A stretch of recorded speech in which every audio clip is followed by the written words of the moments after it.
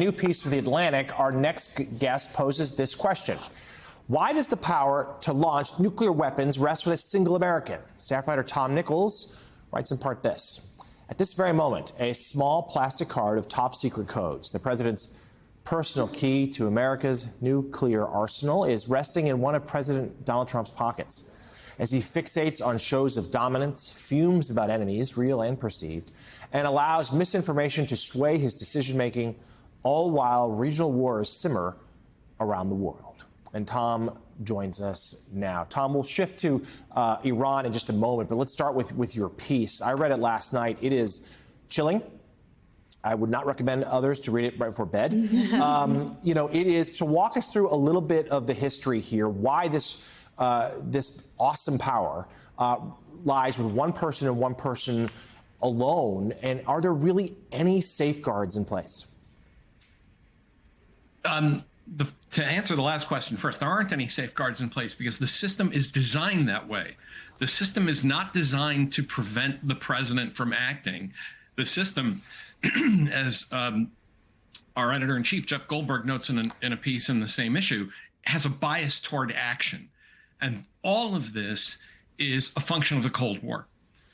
When we had a massive nuclear arsenal, the Soviet Union had a massive nuclear arsenal, and what we were always expecting was that a crisis would escalate to a strike on the United States that would completely decapitate our leadership, wipe out our nuclear deterrent, obliterate our cities, and leave the president with just moments to act. And at that moment, you don't want the president to have to call 14 members of Congress and schedule a hearing and, make sure that the Senate parliamentarians okay with it and all of that.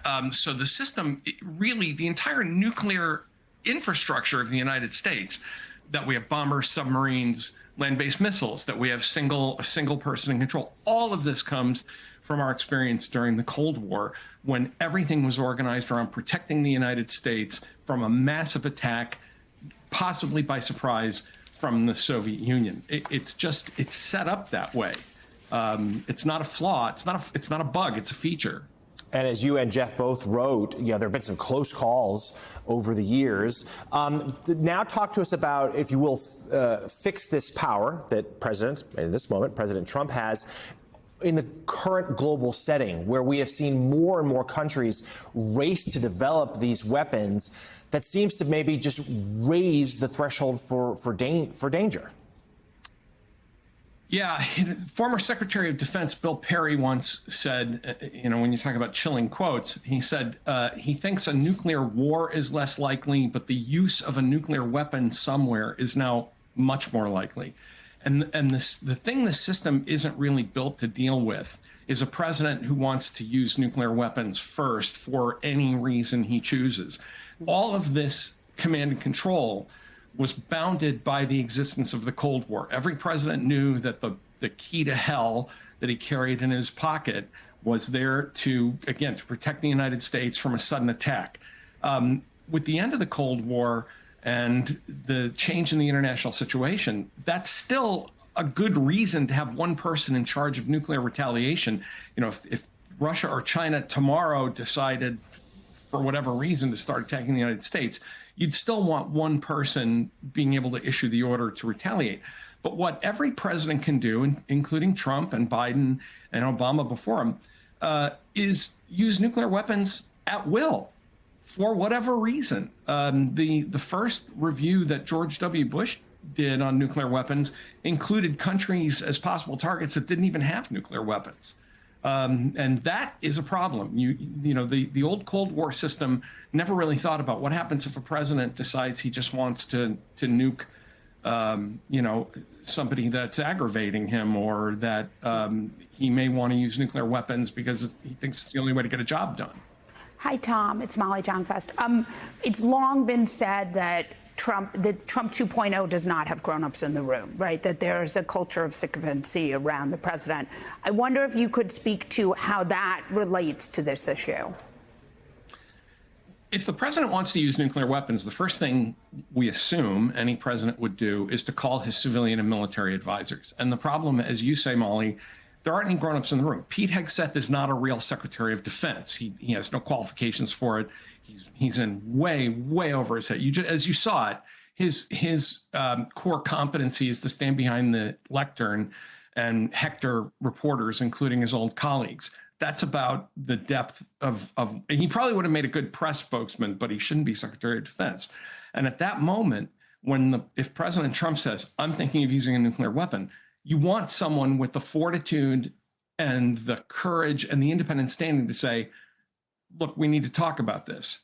You need to reconsider this. And there, with the possible exception of General Kane, it's difficult to imagine who in the room is going to say, let's think this through, Mr. President. Maybe this is a bad idea.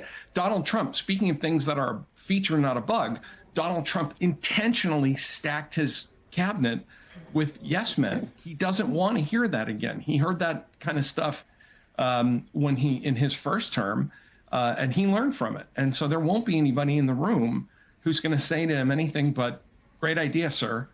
And that's a problem.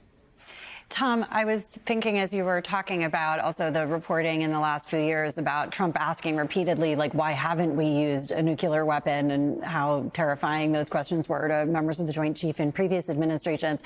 But I wanted to shift a little bit to Iran and this, the sort of, as you said, Pete Hegseth trying to manage what is clearly something above his capability. Even for people who supported potentially the strike on Iran, it feels like the administration's just not willing to speak kind of honestly about even what's obvious, that we might not really know whether it was a success, whether the uranium had been moved, et cetera.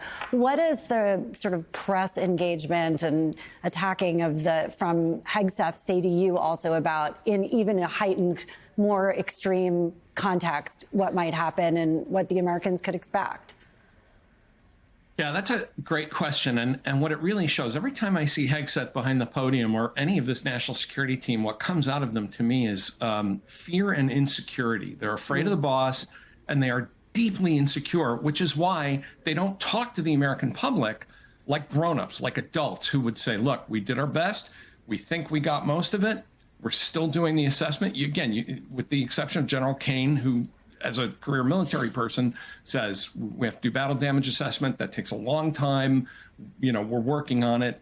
That instead, it's this constant kind of TV show, authoritarian bravado. We did it. We got him. It's over. That's not how the real world works. That's how TV works.